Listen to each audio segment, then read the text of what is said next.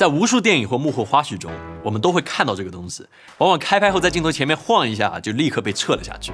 那虽说这个东西看着很简单，但当你真的想去读它、写它、用它的时候，这问题又会多起来。这些数字和字母到底代表什么？上面这个彩条它又有什么用？以及为什么我现在要反着拿这块板子？那我们争取通过这个视频来向你讲明白场记板的用法。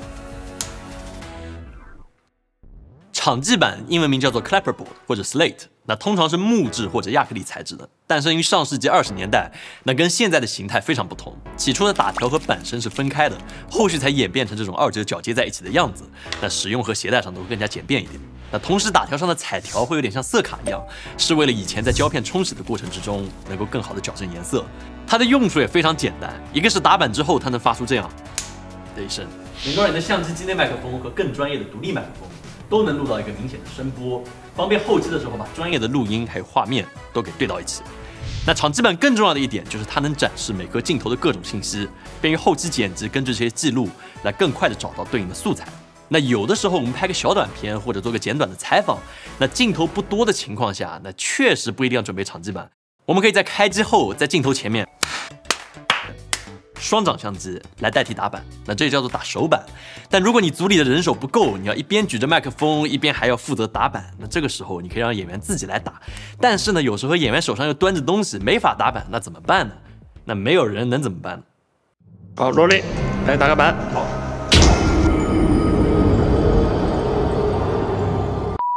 所以还是花个20块钱买一个这种打起来啪啪响的场记板，能够更好的解决问题。那虽说小的拍摄你确实可以逃过场记板来登记信息，只对一下音轨，但是你想，一部电影有2到3个小时，拍镜头的话有几百上千个镜头，那都是家常便饭。像《复联3》有将近3000个镜头，长津湖拍了有5000多个镜头。那你要知道，每一个镜头导演都有可能要来好几次、几十次，还有可能突发奇想的再多加一堆乱七八糟的镜头。那在这个情况之下，要是筛选素材的剪辑师没有指引的话，这对剪辑真的就是一个毁灭性的打击。那我打个比方，就好比导演把一本书全部撕烂扔到你的面前，跟你说，请你把它拼起来，而且要求你拼出来的故事比我之前讲的更好。所以有了场记，就相当于告诉了剪辑师每一章每一节大概是哪些内容。虽然不能够完全救你，但是能够大大降低你的难度，会稍微好一点。既然了解了场记板的功能，我们可以来看看具体的使用方法。你会看到它上面就像一个个填空题，等你来补充完整。那一般第一列是片名，第2列则标着卷号、场号、镜号还有次数。那卷号则是沿用了胶片时代的叫法，显示你用的是第几卷的胶卷。那现在则是更通常写的卡号或者机位。场号就是场景序号。那通常电影的镜头都不是按照着剧情顺序来拍的，而是按照场景。那有很大的可能2个镜头摆在一起拍，但其实一个是在电影的开头，一个是在电影的结尾，这都非常常见。那因此在同一个地点的一组镜头算是同一场，那时间和空间只要发生变化，那就是下一场。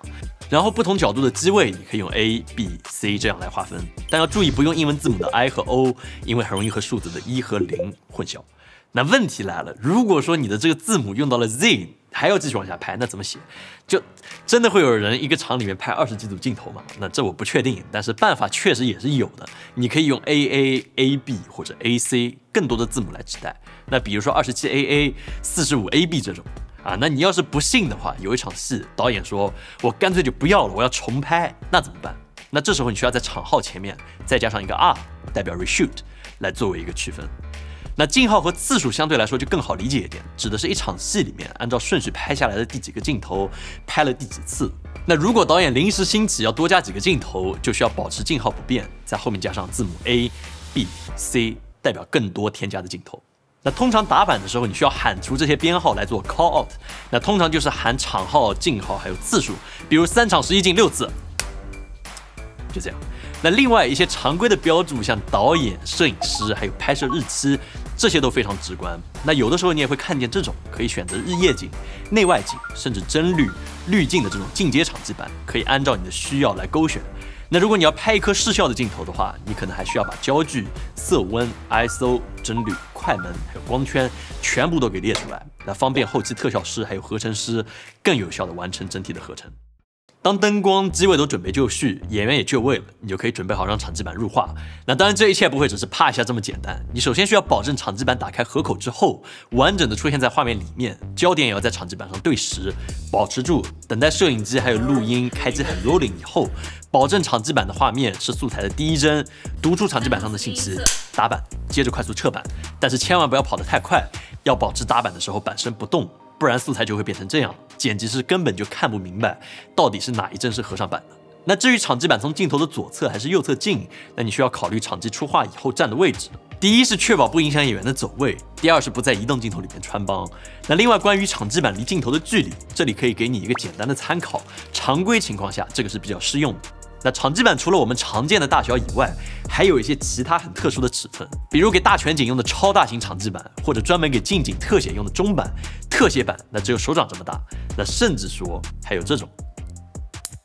衣架上的小夹子也能用来打板，帮你合板。那当然，打板的前提都是场记信息本身就要足够准确和完整。那使用场记板的工作虽然看起来非常简单，但是这绝对是需要细心和耐心的，不是说随便现场找一个老哥空了就可以上啊，这样是不行的，肯定会出问题。那一般大制作的电影往往会有专人负责打板，在国外一般这个人被叫做 Second AC（Second Assistant Camera）， 第二摄影助理。因为摄影助理会对电影镜头有更充分的了解，即使他手上不拿监视器，也能估计出来不同焦距的镜头以及最佳的打板距离大概是多少。那在国内的话，打板一般由场记助理或者摄影助理来执行，那也是一样的道理。那如果说我们这个剧组的导演他非常喜欢胶片，那怎么办呢？那胶片剧组的场记会更辛苦一点，需要随时挂一个秒表，掐算胶卷的尺数。那1秒钟就是1.5英尺，也就是45厘米，1分钟就要花掉27米长的胶卷。那如果你没有算好长度，那颗导演等了一辈子的镜头拍到一半，底片没了，那场记基本上就是直接被祭天了。你知道刚才给我等多久吗？我等了一辈子啊！你为什么不拍一拍？你第一天出来片了。那诺兰的《信条》举个例子，一共用了160万英尺、50万米长的胶片，拍了将近300个小时的素材。那我要是场记，我基本上就是。那当然，场记的工作内容除了打板，还有各种日常的场记单、日报表需要记录，标注每条素材的拍摄具体时间、景别还有内容等等，是 OK 过了安机还是 keep 再保一条，还有标注作废的原因，免得剪辑师拿到素材要一条一条去点开，分辨它们细微的差别。那同时，场记还要在每条镜头开拍之前确认镜头有没有穿帮，镜头间是否接戏，和美术还有灯光、服装、道具组都沟通细节。那有点像镜头的质检员。那这里我们设置了2个同场景、不同景别的镜头，你可以来试试找茬，看看哪3个地方会有不同，会是穿帮的，看看你能不能成为一个合格的场记。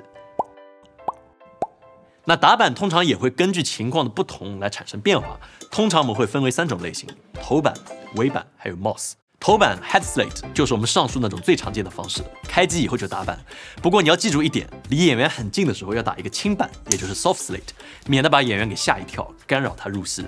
那第2种叫做 tail slate， 也就是尾板，也叫做倒板。那有时候因为镜头焦距或者取景的问题，场记不能在拍摄前就打板，所以只能在镜头的末尾打尾板，比如演员的哭戏、爆花戏、小孩、小动物、雨雪之类的抓拍都可以打尾板。那当镜头拍完之后，导演喊咔，场记需要及时喊倒板，提醒摄影师不要习惯性的关机，然后火速上板，报镜次。打尾板的时候，要把场记板头朝下打板，随后再把场记板转正，方便展示上面的信息。但如果在你打上板之前，摄影师就非常猴急的把镜头给停 roll 了，那你需要在下一条的次数框里面保持它的次数不变，另外标注上 AFS After Force Start。那第3种打板方式就是不用打板，正经的叫法叫做 MOS（Motor Only Sync）， 代表这一条不需要收声，比如说空镜或者升格，摄影机开始录之后，只需要把板闭合入画，或者把手夹在板中间来示意一下就可以了。那虽说常规的场记板现在确实几十块钱你就能买到但是很多剧组因为有了足够的预算，对吧？总得把它花了，就改用了这种电子场记板，自带时间码。打板的瞬间，场记板会把一个时间信息同步给所有的摄影机还有录音机，能够在后期直接匹配上声音和画面，不需要依靠声音去对齐。但这种电子场记板它非常的昂贵，一块板子就这个板子就要1-2万块钱一个，就是这样，啪一下听个响，然后你1-2万就没了。这个电影工业嘛，合理。但是又有朋友要问了啊，那我几十块钱这个实体的板子我也不想买，有没有什么解决办法？那答案也是有的，就是用 iPad 或者手机 App 上面的场记板也可以用，这些应用现在也都做得非常完善。那比如说我们飓风工具箱里面就有免费的场记板，还可以模拟打板的声音。那比我们更专业的收费 App， 比如说 Movie Slate， 也可以自己设置时间码来同步不同的设备。那如果你用来拍 TVC 广告或者短片的话，应该是完全够用的。那到头来，不管是传统的场记板，还是更加数字化、更智能的场记应用技术，都一样是需要场记人员细致的在每一颗镜头前完成打板的工作，还有登记。在剧组各种昂贵庞大的摄影器材面前，这样的一个小玩意儿，很多人都不会注意到。但或许你会发现，当你用输入法打出"电影"2个字以后，它的符号就是这样一个打开的场记板。当它合上的那一刻，就像是一个扳机一样，打响了跑道上的发令枪，片场的所有的人都会开始各司其职，有条不紊地进入那个电影世界，帮助我们编织出了一个个如梦似幻的故事。